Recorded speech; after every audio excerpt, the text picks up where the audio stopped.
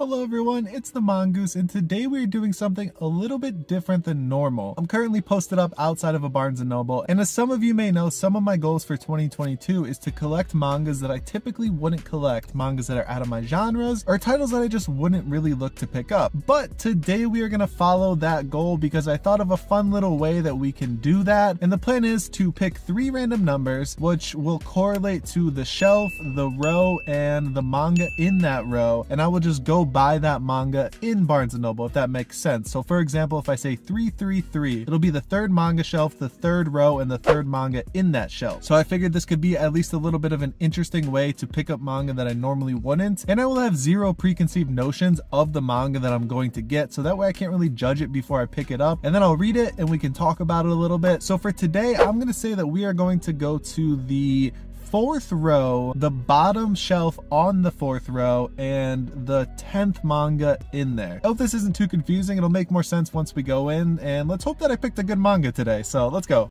Okay, so first things first, we're going straight to that 4th manga shelf. We're not looking at anything else. It's going to be a very hard task, but we're going to get it done. So we've arrived down to the bottom, and then the 10th manga, which is of course the quintessential quintuplets. We've already read that, so I'm going to go to the right.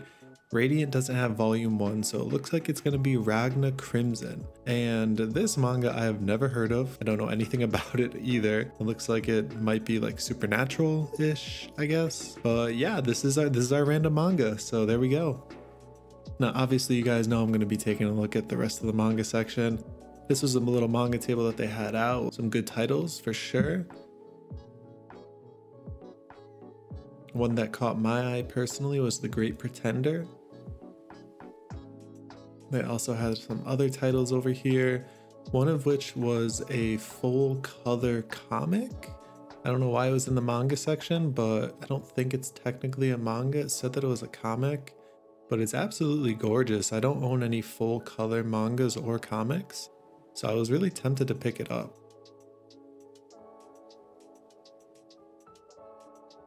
Now, My Little Monster, if you guys remember from my last haul, this was a manga I wanted to pick up, but unfortunately it wasn't in good condition. This one looks to be in a lot better. The quintessential quintuplets box set. I am so sad that I already bought some of those volumes. I might actually sell those volumes and buy this box set because it's beautiful. The new Boys Run the Riot volume looks really nice as well. Now this is another full color manga. I don't know why they were just calling to me today.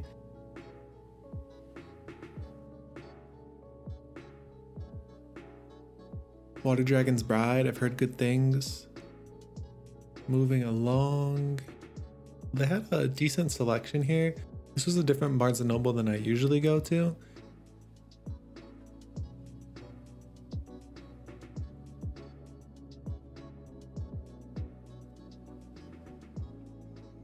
Our Teachers Are Dating. This looked like a really cute Yuri, and I definitely wanted to pick it up. Komi Can't Communicate Volume 2, the elusive Volume 2 I have finally found, so you know I'm grabbing that.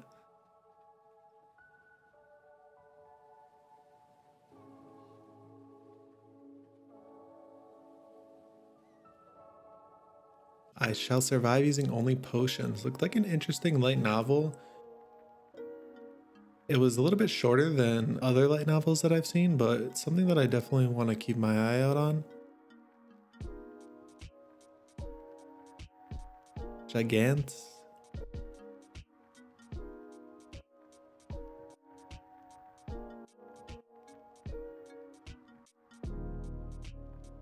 I really like the art on this manga. And I think that's about it. I grabbed a couple of manga and my plan was only to buy one, but you know I can't resist, so I gotta get out of here before I just start buying everything and turn this into a huge haul. So I've finally gotten back home, and as you can see, it is pitch black outside. That's one of the not so fun things about winter, aside from constantly being freezing as well. But in some good news, I actually picked up a few mangas because I just can't resist myself when I go to Barnes & Noble. I'm not just gonna buy one manga. I'm gonna look around a little bit, and of course, a few manga caught my eye, some that I haven't seen yet, and some that I just wanted to pick up. So without further ado, we have picked up Our Teachers Are Dating. Now, I've never seen this manga yet. It's about, you probably guessed it, 2 teachers that are dating. It's a yuri, and the two teachers are a little bit shy about their relationship. The students, the faculty, everybody is kind of cheering them on through this. So it seems like a nice little supportive, loving manga that I'm really happy to pick up. Next up, we have picked up Komi Can't Communicate Volume 2. Now, you guys know I loved Volume 1, and I saw Volume 2, which I haven't seen in a while, so I decided to pick it up right away because I want to continue this series as soon as possible. Next up is a manga that I passed on in my last haul, not because I didn't want it, but because there was only one volume and it was in not great condition. But this one was, and there was only one volume again, and that is My Little Monster Volume 1. Now, this is a manga about Yoshida, who is feared as a violent and unstable monster. And he meets Mizutani, who is a grade obsessed student with zero friends. Somehow they come together in an unlikely way, and Mizutani thinks that Yoshida is insane. I guess they're still gonna hang out in some capacity, so yeah, it seemed like an interesting kind of romantic story in a way, because Yoshida really believes that he loves Mizutani and she thinks that he's crazy, so I don't really know what's gonna happen, but maybe it's about somebody being misunderstood and finally accepted with somebody else.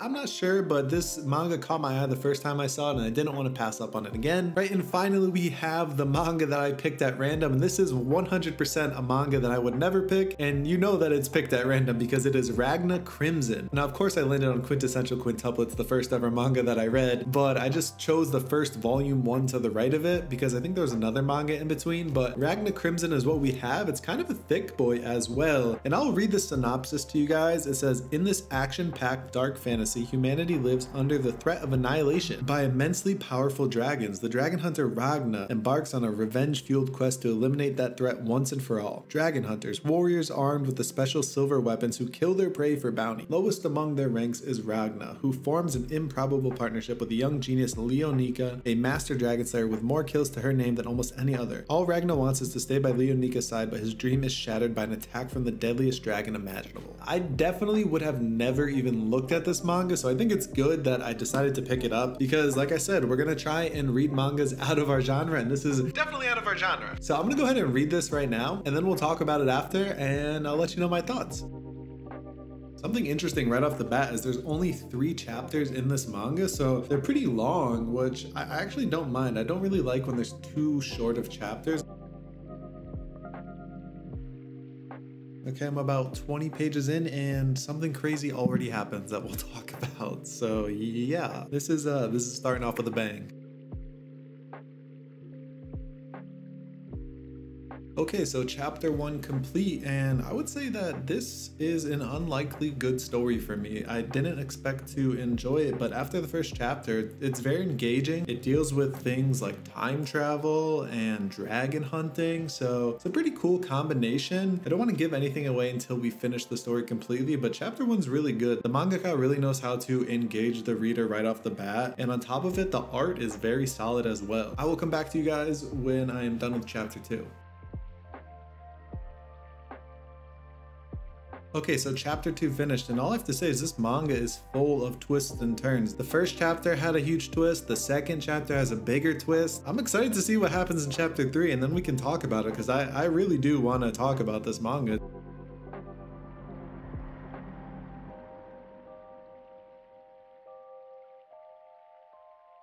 Okay, so I just finished volume 1 of Ragna Crimson, and it was a surprisingly good read, and I'm not just saying that to say that. I did not expect to like this going into it. I just figured it would be like a typical kind of shonen, and I like shonens, but I don't necessarily love them. Before I get into any spoilers, it's basically about Ragna on the front cover, who works with Leo, the #1 dragon hunter, and their goal is just to dismantle and take down all of the dragons because they're just ravaging cities around, and that's literally their job. And Ragna's pretty much useless. He literally is just like an assistant to Leo because he can't do anything in battle. He just like bathes her and does her chores and like accounting and like all of this random stuff for her because he literally can't fight his own fights.